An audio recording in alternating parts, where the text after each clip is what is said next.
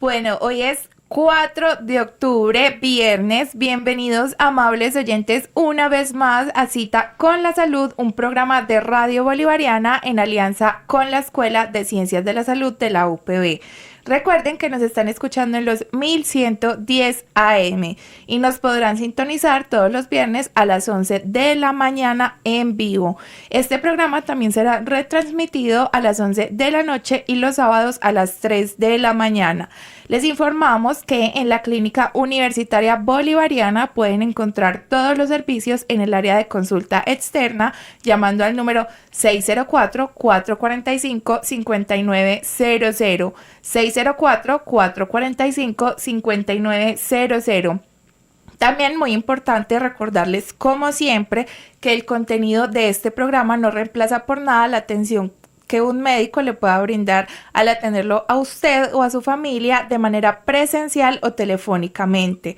Tengan en cuenta que los profesionales de la salud requieren información precisa de cada paciente para poder dar un diagnóstico y tratamiento confiables. Les recordamos que sin ustedes este programa no sería lo que es y por eso nos gusta escuchar sus aportes o dudas.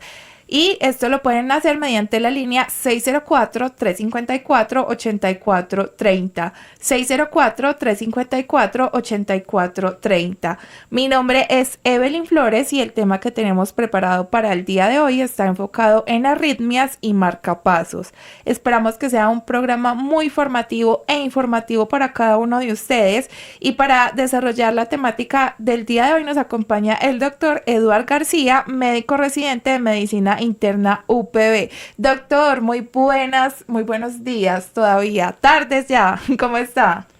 Hola Evelyn, ¿cómo estás? Sí, todavía buenos días. Muchas gracias por la invitación.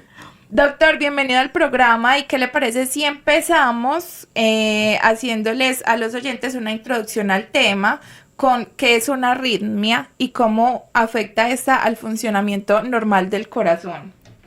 Listo, claro que sí, Evelyn. Entonces, una arritmia, antes de empezar a hablar de este tema, es importante mencionar cómo es la estructura cardíaca. Y es que el corazón es un órgano que cuenta con 4 cámaras, 2 aurículas, que es a donde llega la sangre, y 2 ventrículos, que es de donde eyecta o sale la sangre para la circulación sistémica. El corazón es como una casa que requiere un componente eléctrico, un sistema eléctrico, la luz. Tiene diversos mecanismos para poder enviar el impulso nervioso y yo lo asemejo mucho a cuando uno prende la luz, uno presiona un botón y de ahí sale el impulso y llega hasta el bombillo que va a iluminar una parte de la casa. Asimismo es el corazón. Hay una parte de este en donde se origina un impulso eléctrico, se llama nodo sinusal, y de ahí se envían señales al músculo cardíaco para que éste se contraiga, haga una presión y eyecte o salga sangre a la circulación sistémica. Normalmente esto ocurre de una manera ordenada, de una manera armónica. Existe una contracción y una relajación del corazón y de esta manera se suplen las necesidades energéticas y de gasto cardíaco a los demás órganos. ¿Cuándo ocurre una arritmia? Cuando este ritmo cardíaco presenta una alteración, entonces ya no hay latidos que son armónicos como mencionamos, sino que se generan unos latidos de una manera desordenada e irregular y esto puede afectar el funcionamiento del corazón porque al tener un ritmo desordenado, unos latidos que no son acordes y continuos, se presenta un flujo sanguíneo que es muy deficiente y no se lleva un suministro adecuado a los demás órganos. Doctor, y bueno, hablando de estas arritmias, ¿cuáles son los tipos más comunes? Bueno, entonces los tipos de arritmia más comunes que existen estaríamos con taquicardia. La taquicardia normalmente es una frecuencia cardíaca por encima de 100 latidos por minuto. Esto es muy fácil de identificar, de hecho los pacientes lo refieren como que el pecho me está saltando, se me está saliendo el corazón, lo sienten latiendo muy rápido. También tenemos la bradicardia, que es un ritmo cardíaco que es mucho más lento, menor de 60 latidos por minuto, y existen otro tipo de arritmias como la fibrilación auricular, que es de las arritmias más comunes, en donde ocurren unos latidos desorganizados, unos latidos irregulares, en las aurículas, que son las cámaras superiores del corazón. Y la fibrilación ventricular, que serían unos latidos también anormales, desorganizados de los ventrículos.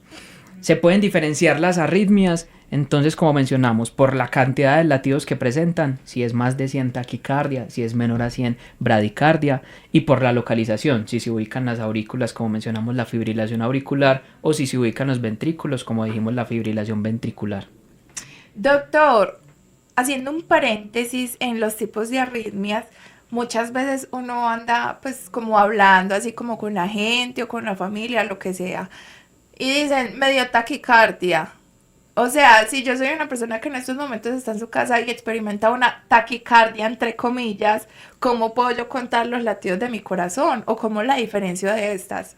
No necesariamente que yo vaya al médico todavía, sino bueno, ¿cómo lo diferencio? Porque muchas veces de pronto la gente toma café y dice, ay, me dio taquicardia, o toma ciertos energizantes o medicamentos y todo, a todo le llaman taquicardia. Entonces, ¿cómo diferenciamos ahí entre esos tipos de arritmias? Exacto, eso es una cosa muy común y los pacientes, como bien mencionabas, siempre reconocen mucho la taquicardia porque, por decirlo así, es de las arritmias que más ruido o bulla, por utilizar este término, hacen. La taquicardia es importante diferenciarla porque puede ocurrir una taquicardia fisiológica y es natural que, por ejemplo, cuando estemos realizando actividad física como trotar, subir una cuesta, una pendiente, nuestro corazón genere un aumento de la frecuencia cardíaca y ahí estaríamos taquicárdicos, pero es con el fin de generar esa suplencia por el gasto energético que estamos haciendo. Si uno toma un estimulante como el energizante que bien mencionaste, puede también tener taquicardia, pero es en consecuencia a este tipo de sustancias. O por ejemplo, cuando uno tiene una situación estresante, un miedo, un evento estresor, como por ejemplo está en la calle a altas horas de la noche, pasa un carro muy rápido, usted se asusta y le da taquicardia. O cuando uno hace presentaciones o hace exposiciones frente a un público muy numeroso, los estudiantes se aquejan de taquicardia. Entonces es, digamos, una respuesta fisiológica para poder suplir las demandas que tengamos. ¿Y uno cómo puede saber si tiene taquicardia o no? Es contando los latidos cardíacos. Puede tomarse uno el pulso a nivel radial con el dedo índice y el dedo medio en la fosa radial y contar cuántos latidos cardíacos vamos a tener en un minuto. Que esa es una de las formas de clasificarla. Si uno llega a tener 120 y ahí estaríamos con una frecuencia cardíaca por encima de 100 en taquicardia. Y es muy importante mirar otros eventos. Por ejemplo, si en este momento tú, Evelyn, estás presentando una frecuencia cardíaca, la cuenta es muy juiciosa en un minuto de 130 y estás en este momento sentada en reposo, no has consumido algún energizante, no estás deshidratada, pues que no tengas un cuadro diarreico, no estás estresada o asustada. Entonces, en ese caso, podríamos decir que es una respuesta anormal a una situación en la cual tus latidos cardíacos no tienen por qué estar en 130. Doctor, la fosa radial, recordemos que los oyentes nos están escuchando, ¿dónde queda ubicada? ¿Cómo la conocemos popularmente? Sí, es muy popular porque las personas cuando están en la calle y de pronto una persona se desmaya, van hacia la muñeca, Ajá. donde tenemos el dedo pulgar, y justo en esa parte de la muñeca, antes de empezar el dedo pulgar, uno toca con el dedo medio y el dedo índice, hace una presión y ahí va a sentir unos latidos. Ahí es donde se toma el pulso radial. Son las formas de tomar el pulso. Existen otros sitios, como por ejemplo el pulso carótido, que es a nivel del cuello. También sirve para uno contabilizar cuánto tiene de frecuencia cardíaca. Esos son los lugares más habituales.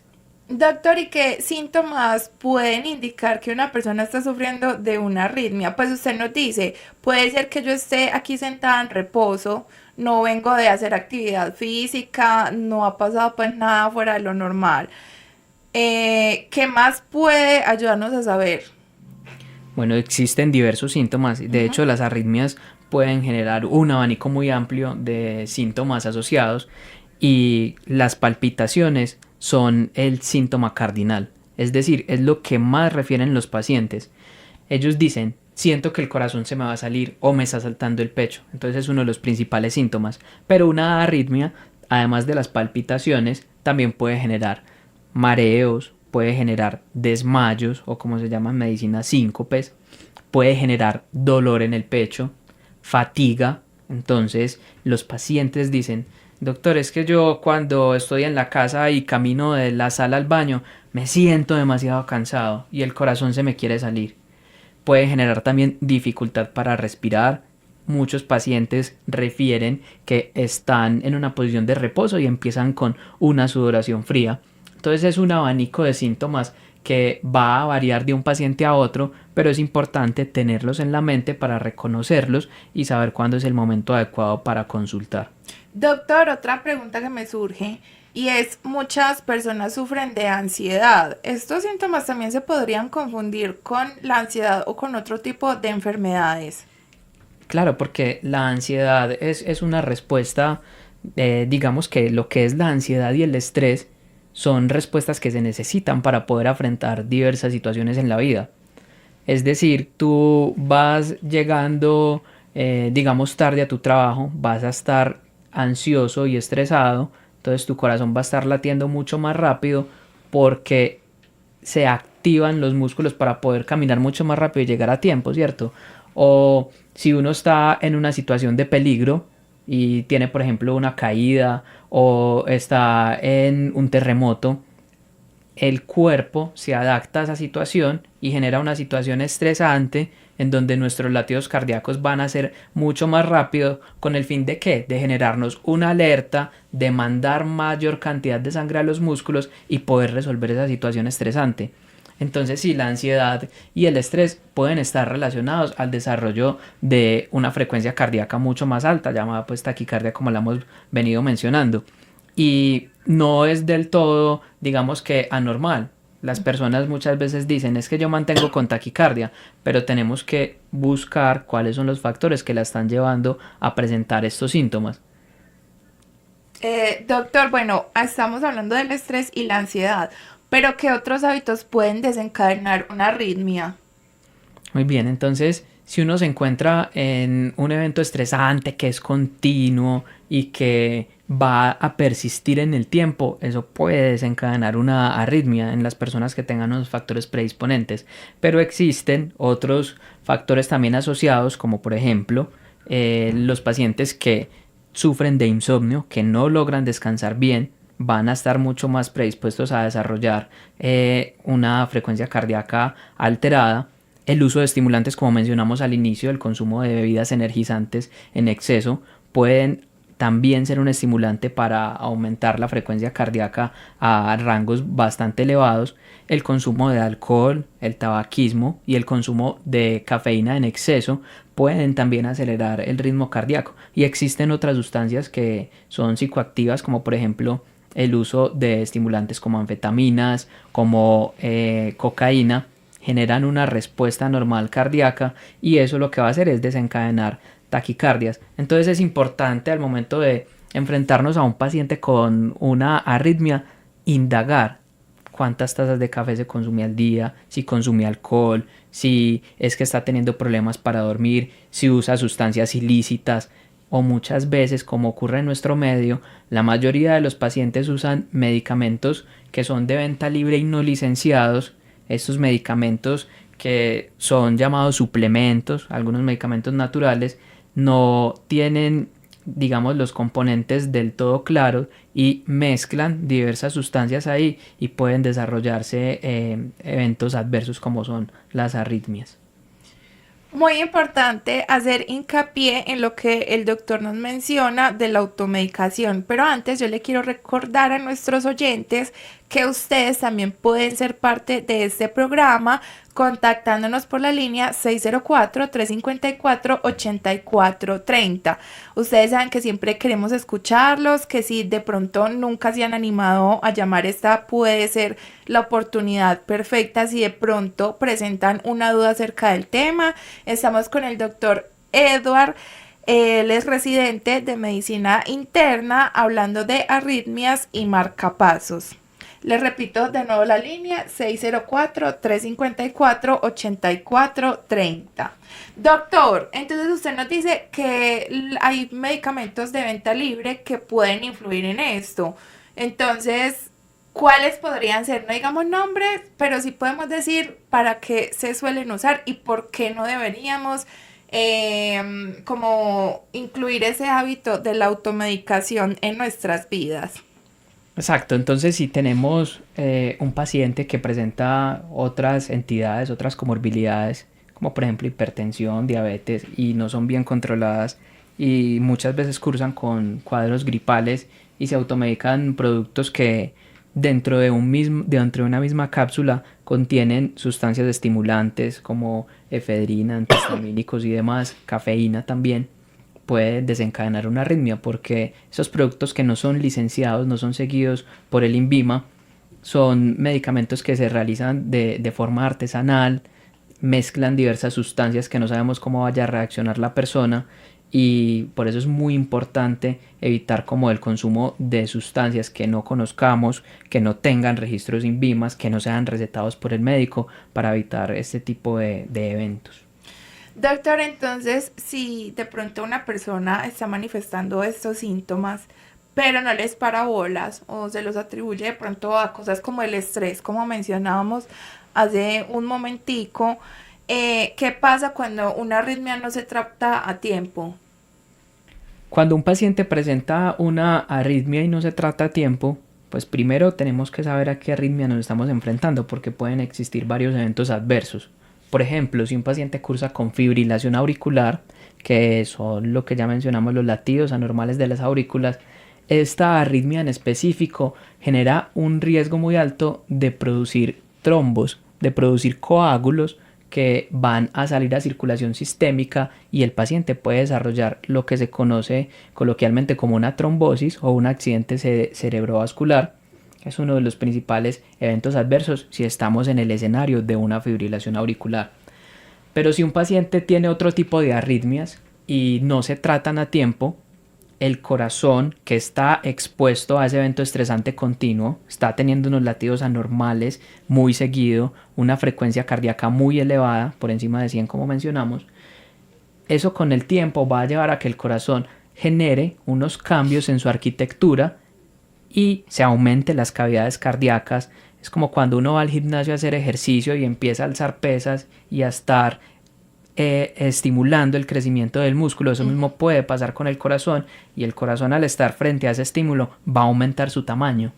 Genera una cosa que se conoce en medicina como hipertrofia ventricular, puede aumentar también el tamaño de las aurículas y eso lo que va a generar con el tiempo es que como el corazón se vuelve tan grande, cambia su estructura anatómica, ya los latidos cardíacos que va a tener no van a ser los adecuados y se empieza a desarrollar una entidad que se conoce como insuficiencia cardíaca o falla cardíaca y por ende los pacientes van a presentar diversos síntomas como por ejemplo edema en miembros inferiores, se les van a hinchar las piernas. Entonces esos son los riesgos de evitar que el paciente tenga una frecuencia cardíaca anormal y que nunca se trate.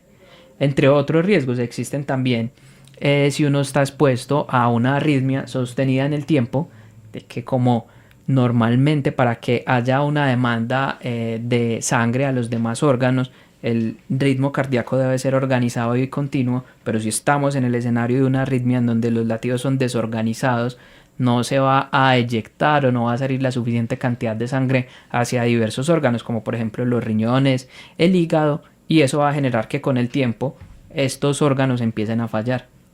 Doctor, yo tengo una pregunta. La gente que sufre de la presión también es propensa a este tipo de arritmias.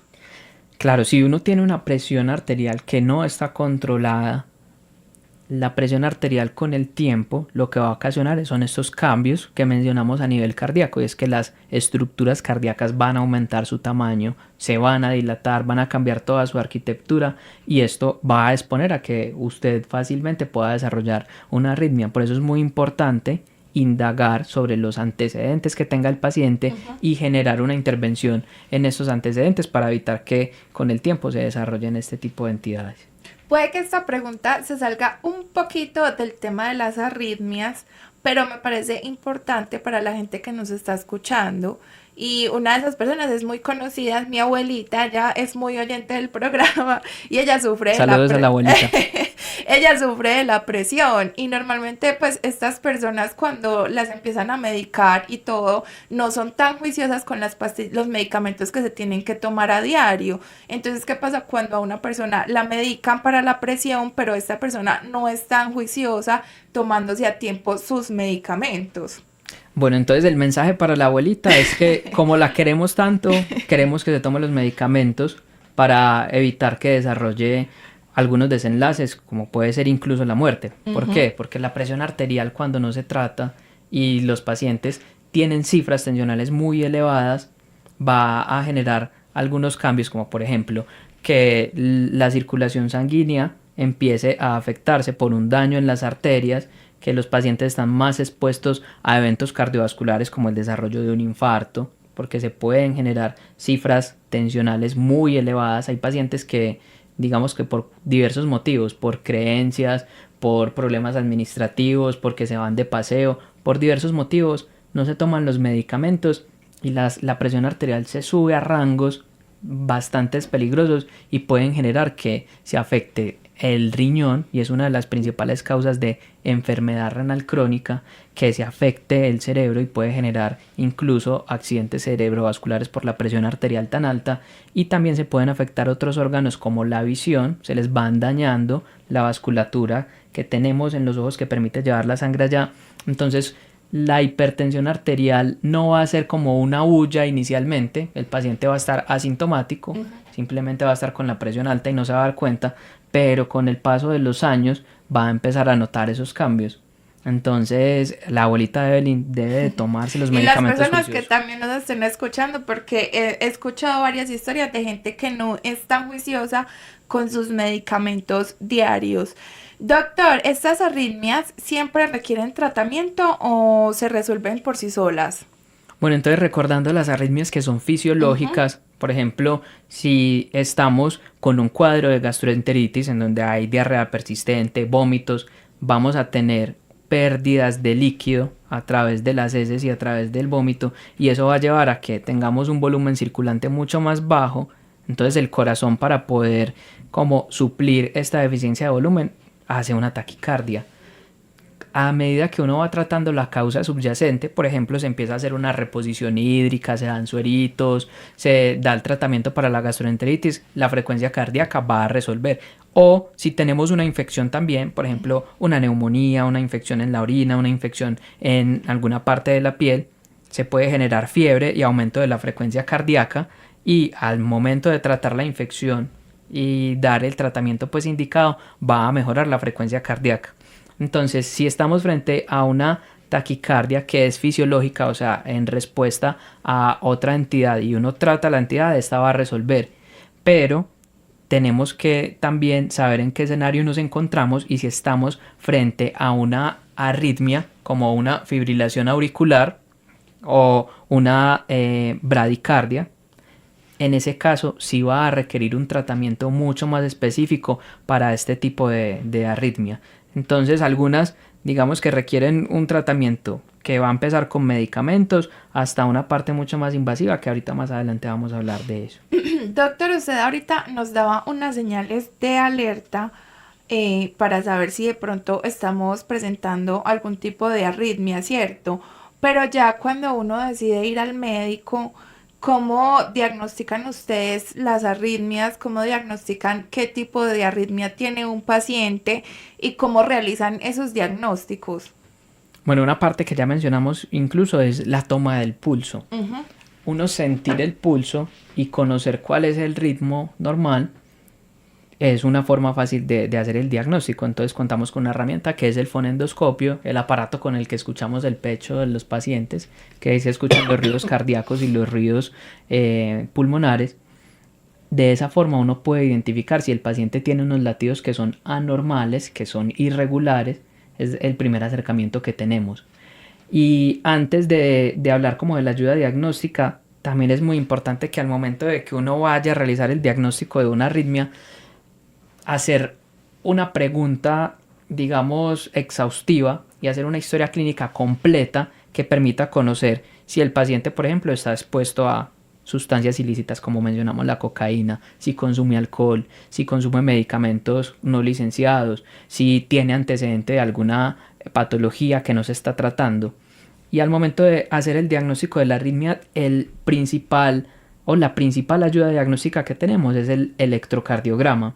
El electrocardiograma es una prueba que nos ayuda a mirar cómo se encuentra el funcionamiento eléctrico del corazón, y son esos chupitos que se colocan en el pecho desnudo del paciente y a través de un papel se trazan unas ondas que permiten identificar cómo se encuentra el ritmo cardíaco.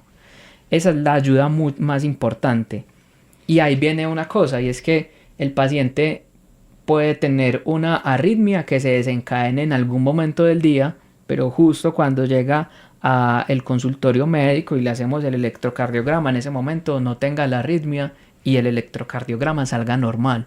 Eso puede llegar a suceder, y por eso se han diseñado otro tipo de herramientas diagnósticas, como es una que se conoce como el monitoreo Holter, que en síntesis, ¿qué es? Es hacer un electrocardiograma al paciente, pero es continuo. Se le deja al paciente un aparato que mira cómo se encuentran los latidos cardíacos de ese paciente a lo largo de varios días. Puede ser entre 24 a 48 horas, incluso algunos como una semana. ¿Y eso qué me va a hacer? Me va a hacer un registro mucho más completo. Ya no sería un registro en ese momento que el paciente está frente a mí, sino un registro que lo va a acompañar a hacer todas sus actividades a lo largo del día. Entonces podemos ver cómo se encuentra el corazón del paciente cuando está en la casa haciendo oficio, cuando está haciendo una vuelta en el centro, cuando está durmiendo, que también es muy importante, y es una herramienta muy, digamos, confiable, y aumenta mucho más la sensibilidad al momento de diagnosticar una arritmia. Muy importante recordarles a los oyentes que el contenido de este programa no reemplaza para nada el diagnóstico que le pueda dar a usted un médico de manera presencial o telefónica, debido a que de esta manera es más personalizado. También les quiero recordar a los oyentes que nos están escuchando que hoy estamos hablando de arritmias y marcapasos con el doctor Edward. Él es residente de medicina interna de la UPB. Y también quiero invitarlos a que participen del programa. Recuerden que pueden compartir sus dudas, que pueden compartir sus aportes también a la línea 604-354-8430. 604-354-8430. Nos alegraría mucho escucharlos y escuchar a esas personas que de pronto no se animan a llamar, pero tienen alguna duda, y hoy es el día perfecto para participar. Doctor, no hemos hablado de pronto de las poblaciones más vulnerables a padecer este tipo de arritmias? ¿Cuáles son? Bueno, las poblaciones en los extremos de la vida, por ejemplo, los niños, porque pueden tener algún trastorno congénito, están en riesgo de desarrollar arritmias, y también nuestras personas mayores, que es el otro extremo de la vida, personas, por ejemplo, mayores de 65 años, cuando tienen diversos tipos de comorbilidades, están mucho más expuestos a desarrollar arritmias, porque pueden tener diversas entidades, como por ejemplo un infarto agudo al miocardio, que es otro de los factores de riesgo para tener una arritmia. Cuando usted hace un infarto, se genera una cicatriz, una parte fibrosa dentro del músculo cardíaco, que va a hacer que el impulso eléctrico no sea tan adecuado. Entonces diversas entidades en nuestros adultos mayores pueden llevar al desarrollo de estas arritmias. Doctor, ¿en personas jóvenes también o no es tan común ver presencia de esto? En personas jóvenes también. De hecho, es una población muy interesante, porque este tipo de, digamos, en nuestro medio existen muchas drogas ilícitas, como ya las mencionamos, que pueden ser un estimulante para generar, y es un factor para generar arritmias. Además, las personas, digamos, en una edad mucho más productiva, consumen este tipo de sustancias, tienen una deprivación del sueño porque están, digamos, que en una fiesta que dura 2-3 días, consumen cafeína, consumen alcohol, consumen cigarrillo, y todo este conjunto de cosas energizantes y demás va a llevar a que se pueda precipitar una arritmia. Entonces también es una población muy importante, y de ahí es importante dar el mensaje que se realice un cambio en el estilo de vida. Por ejemplo, que el paciente se aleje del consumo de alcohol, del consumo del cigarrillo, del consumo de estas sustancias ilícitas para poder evitar que se precipiten como este tipo de eventos, que tenga una alimentación saludable y balanceada, que realice ejercicio físico con regularidad. Todo esto va a permitir que nuestro corazón sea mucho más saludable y que no tengamos un desarrollo de alguna actividad cardíaca anormal. Doctor, bueno, ya una vez pues va un paciente al consultorio y ustedes como médicos le diagnostican algún tipo de arritmia, le hacen las pruebas, bueno, y sale positivo, ¿cuáles son esos tratamientos más comunes para las personas con arritmias? Bueno, entonces ahorita mencionamos los cambios en el estilo de vida, ¿cierto? Que es alejarse de todos estos eventos que me puedan desarrollar una arritmia. Eso es lo más importante, porque si le damos tratamiento al paciente, pero él sigue consumiendo, por ejemplo, energizantes, va a seguir la noxa ahí, o, por ejemplo, sigue consumiendo sustancias ilícitas, esta arritmia va a continuar, se va a seguir desarrollando. Dentro del arsenal, por llamarlo de esta manera, terapéutico que tenemos en los pacientes con arritmia, están los medicamentos antiarrítmicos, que son unos medicamentos que hacen que el ritmo cardíaco se regule y sea un poco más normal. Dentro de estos tenemos también los beta bloqueadores, que son medicamentos que ayudan a que la frecuencia cardíaca del corazón no esté tan disparada, por decirlo así, y esté en los rangos mucho más habituales, y algunos medicamentos que no son específicamente para el tratamiento de la arritmia, pero sí para tratar las consecuencias se pueden usar, como en el caso de la fibrilación auricular, cuando el paciente por la arritmia desarrolla trombos y queremos evitar que estos trombos causen eventos adversos como un accidente cerebrovascular, se usan los medicamentos anticoagulantes. Entonces son diversas sustancias que van a ir usándose por un médico entrenado en el tema y en el contexto adecuado de cada paciente. Digamos que los medicamentos que te vamos a mandar a ti son diferentes a los medicamentos que va a consumir tu abuelita, porque son población distinta y tienen diversas otras enfermedades pues que van a generar a que se siga precipitando el evento. Entonces es muy importante ayudar con los cambios en el estilo de vida, tratar las otras enfermedades que tenga el paciente, y una vez tengamos pues como toda esa evaluación, seleccionar cuál es el medicamento más adecuado para él. Eso con respecto a los medicamentos. Uh-huh. Existen otro tipo de tratamientos, que es cuando el paciente no responde a los medicamentos que le está brindando su médico, y es realizar una ablación por catéter, que eso que traduce es ingresar una sonda a través de las venas del paciente para llegar hasta el corazón, identificar en qué sitio del corazón se está generando la arritmia, que normalmente es por células que están generando una descarga eléctrica normal, y poder intervenir esas células, realizar una eliminación de las células a través de diversas ayudas, y esto va a ayudar a que la arritmia no se siga presentando. Y por último, en caso tal de que el paciente siga sin responder, estaría en algún tipo de arritmias el marcapasos. El marcapasos, que ya vamos a entrar a hablar de esto, pero me surge una duda, doctor. Por ejemplo, si es una persona con otro tipo de enfermedades, así como hay medicamentos que le ayuden con las arritmias, hay medicamentos que pueden también desencadenar arritmias en algún momento. Claro, existen algunos eventos adversos de los medicamentos que en dosis, digamos, que no sean las adecuadas, o medicamentos que se usen para tratar diversas entidades, puedan generar arritmias, y es en poblaciones mucho más vulnerables, como por ejemplo la población mayor. Nuestros adultos, digamos que si consumen sustancias como antihistamínicos de forma no controlada y a las dosis que no son, en conjunto con otras sustancias como antibióticos, hay ciertos tipos de antibióticos que cuando se combinan pueden generar el desarrollo de algunas arritmias que pueden ser potencialmente mortales. Y de ahí nuevamente hacer hincapié en que el uso de automedicarse es algo que se debe evitar, porque no sabemos qué sustancia estamos mezclando con este, digamos, evento adverso que se puede presentar al consumir este tipo de medicamentos y pueda desatar una arritmia. También muchas personas consumen los medicamentos de una manera no controlada, continua y mezclada con otras sustancias como alcohol, productos energizantes, que si combinamos cada uno de esos elementos va a llevar al desarrollo de una arritmia. Doctores, de ahí entonces es la importancia. Muchas personas cuando están en alguna reunión social dicen, es que no puedo tomar porque estoy tomando medicamentos.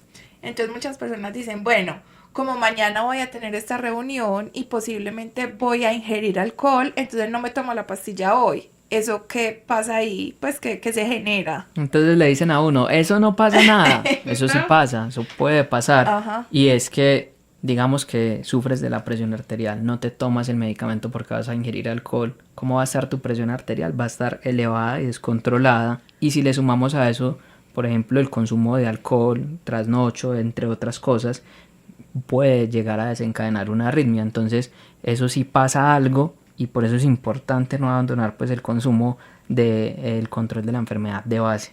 Ujú. Ah, bueno, otra cosa, también otro mito que hay alrededor de eso es que si la bebida está por debajo de no sé cuántos grados de alcohol, tampoco pasa nada, pero sí pasa. Como dijimos ahorita, eso sí pasa Eso sí algo. pasa. Bueno, doctor, ahorita hablamos de que uno de los tratamientos puede ser el marcapasos. ¿Qué es un marcapasos? Bueno, este tratamiento, para aclarar, no se usa en todos los pacientes. Es un medicamento que se elige por el médico cardiólogo, electrofisiólogo, y se evalúa a cada paciente para ver si es candidato a este o no, dependiendo de la arritmia que tenga.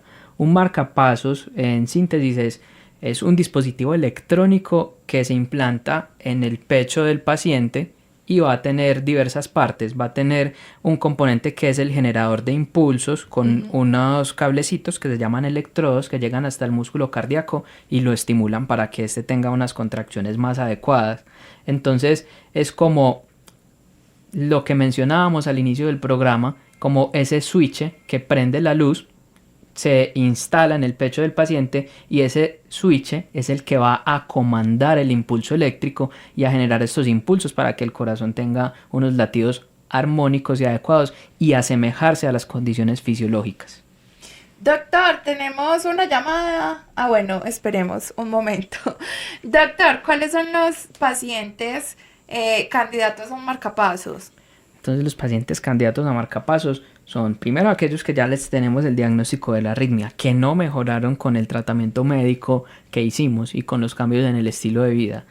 Y generalmente se usa en entidades como las bradicardias, en donde tu corazón está con unos latidos por debajo de lo habitual, que generalmente es por debajo de 60 latidos por minuto, y ahí tendríamos que usar un marcapasos para ayudar a que el músculo cardíaco, estos latidos, sean en rangos entre 60 y 100 para que se asemejen mucho más a las condiciones fisiológicas.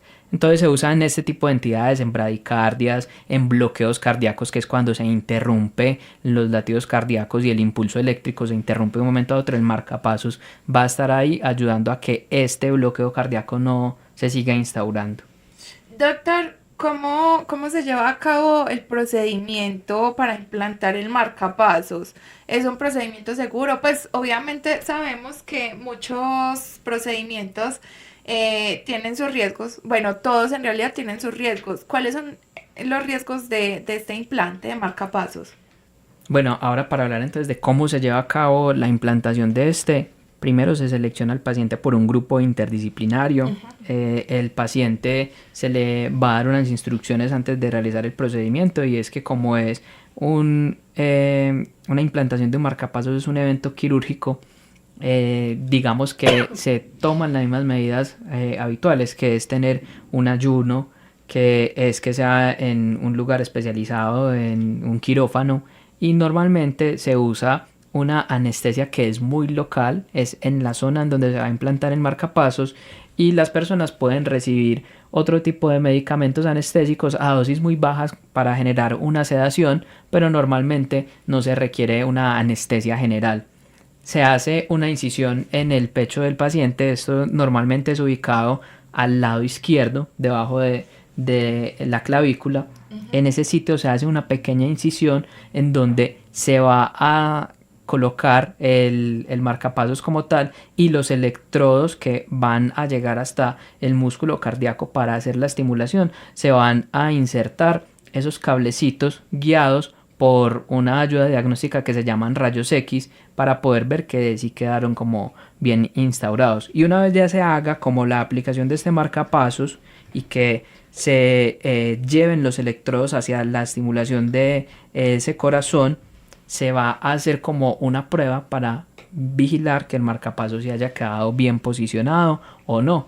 Cuando ya se haga la prueba y se programe el marcapasos que se hace antes de cerrar la piel, ya en ese momento podemos decir que el marcapasos quedó instalado de forma exitosa, se realiza un cierre de esa herida quirúrgica que se llevó a realizar y se le da al paciente una vigilancia hospitalaria en las primeras 24 horas para seguir evidenciando que el marcapasos sí está funcionando bien.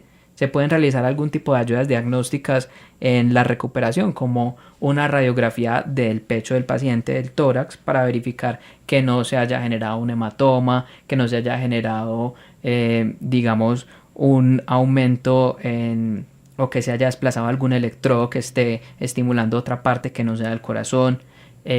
Los pacientes en general no describen eventos adversos tan grandes distintos al dolor habitual pues de una incisión quirúrgica, que pueden presentar dolor en la zona, pueden llegar a presentar también, como es una herida en la piel en donde se irrumpe la barrera cutánea, puede llegar a desarrollarse una infección.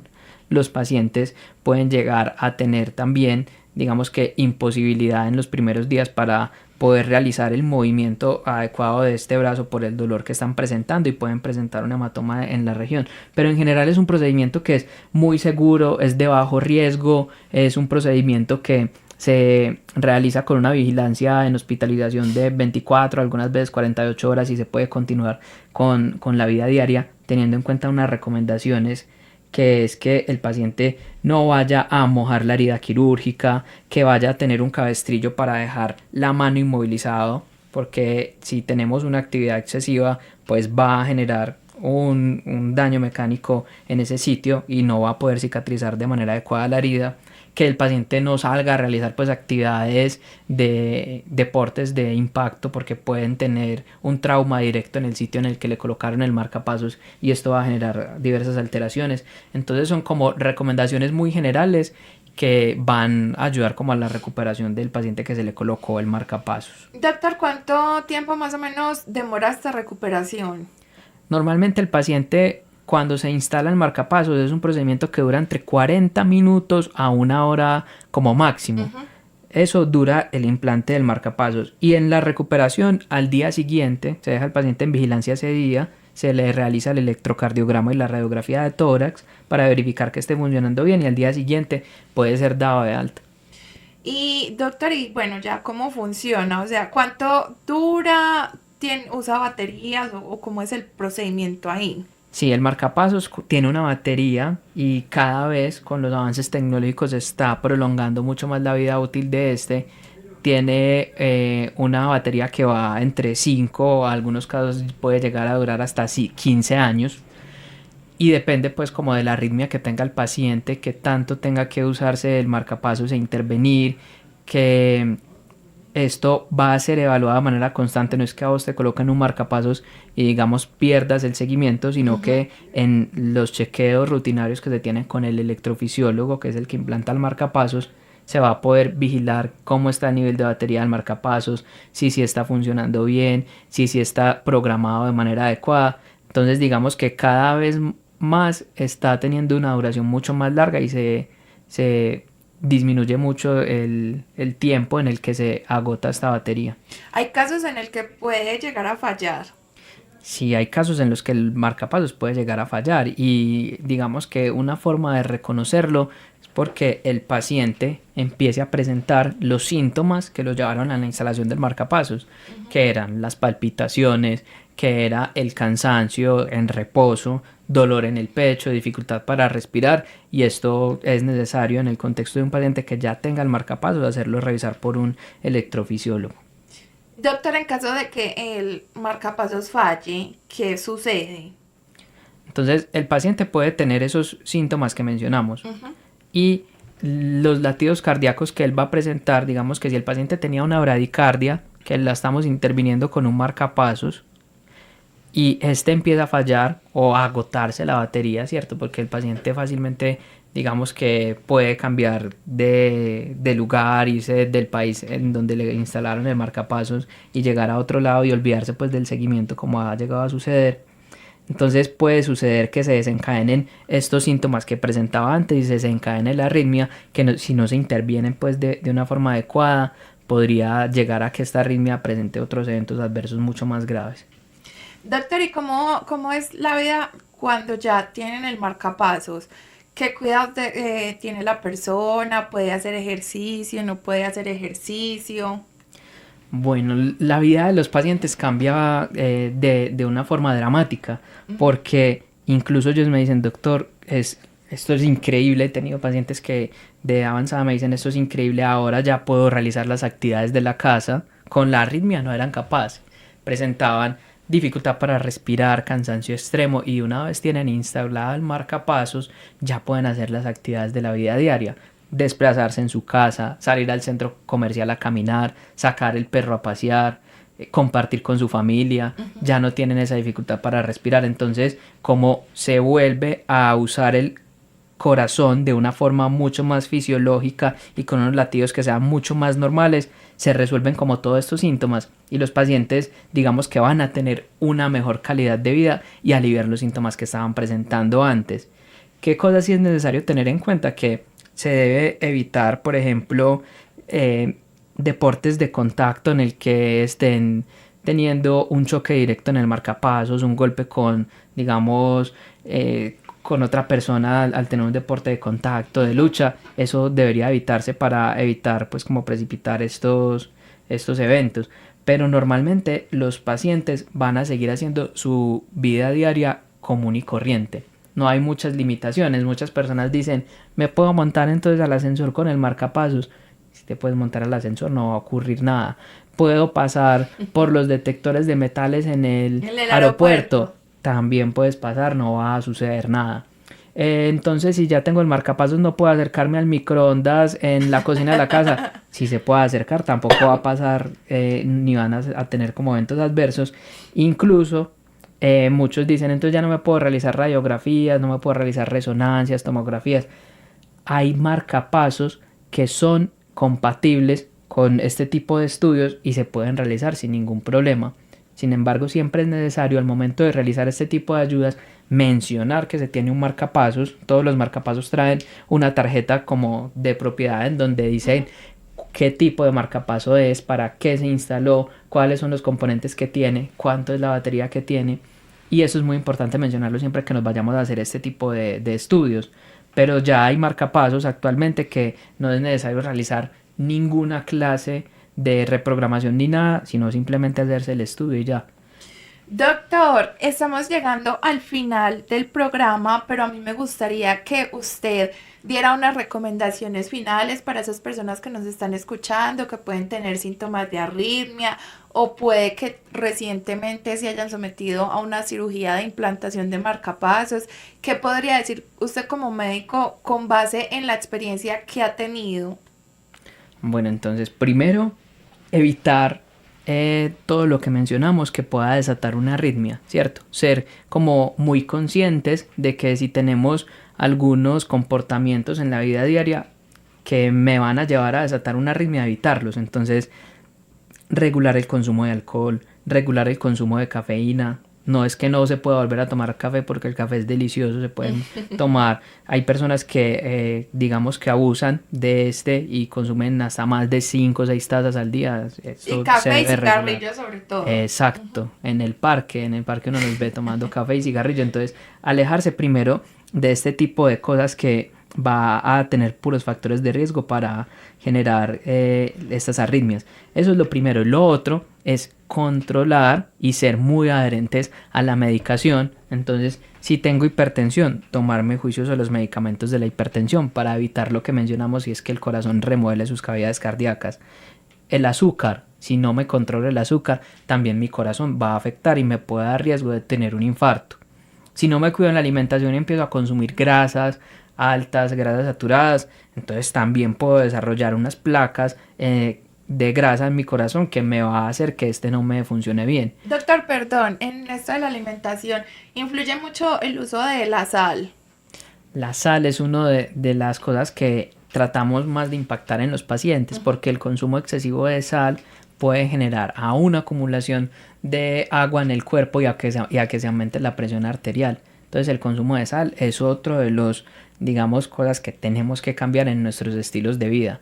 Hacer, por ejemplo, actividad física de manera regular, porque esto va a ayudar a que nuestro corazón esté mucho más ejercitado, a que no seamos sedentarios y a mejorar pues como nuestro rendimiento cardíaco. Y digamos que las personas que tienen el marcapasos, también es muy importante que tengan en cuenta seguir los controles con su cardiólogo y con el electrofisiólogo, porque muchas veces los pacientes se pierden y llegan a la consulta como es que me instalaron un marcapasos hace 5 años y se me olvidó volver a los controles. Entonces no sabemos si ese paciente en esos 5 años tenía la presión arterial controlada, sufría de otras enfermedades, estaba el marcapasos bien configurado. Si esto no se hace, digamos que colocar un marcapasos va a ser en vano porque no se va a seguir el seguimiento del paciente. Entonces tener en cuenta mucho este tipo de cosas, y en los pacientes que están presentando estos síntomas, tener en cuenta que algunos signos de alarma como dificultad respiratoria en reposo, dolor torácico, palpitaciones, son síntomas que me tienen que hacer prender las alertas y consultar al médico. Doctor, bueno, otra cosita importante, ¿cada cuánto serían los controles para una persona? Bueno, eso depende de qué tan controlado esté y de qué tipo de enfermedades tenga. Hay pacientes que son hipertensos, bien controlados, han hecho cambios en el estilo de vida, se toman los medicamentos bien y la presión arterial está controlada, el azúcar está controlado y se toman los medicamentos que ayudan a que la frecuencia cardíaca, los antiarrítmicos estén mucho más controlados. Entonces los pacientes se puede ampliar mucho más el tiempo de seguimiento, como 6 meses. Pero hay otros pacientes que digamos que a pesar de dar este manejo, no han hecho los cambios en el estilo de vida, no son adherentes a la terapia, entonces tiene que ser un seguimiento mucho más estrecho, incluso cada mes. Doctor, mil gracias. Le agradecemos mucho por habernos acompañado el día de hoy, por su disposición, por habernos brindado su valioso conocimiento. Gracias por venir, doctor. Bueno, no, espero que las personas se concienticen cada vez más, que hayan aprendido un poquito sobre arritmias y marcapasos, y que tener en cuenta que hay algunos mensajes claves como la automedicación y consultar al médico que siempre se deben de hacer para evitar el desarrollo de estas cosas. Y muchas gracias a ti, Evelyn, por la invitación al programa. Muchas gracias de nuevo. También le damos las gracias a nuestro operador de radio en cabina, Dairon Roltán, por su gestión y por hacer este programa posible. Asimismo, les agradecemos a ustedes, nuestra querida audiencia, por sus aportes y la sintonía del programa. Les recordamos que se emite todos los viernes a las 11 de la mañana en vivo, se retransmite esta misma noche a las 11 y los sábados a las 3 de la mañana. Mi nombre es Evelyn Flores, nos despedimos. Esto fue Cita con la Salud y les deseamos un feliz fin de semana a todos. Muchas gracias por su sintonía.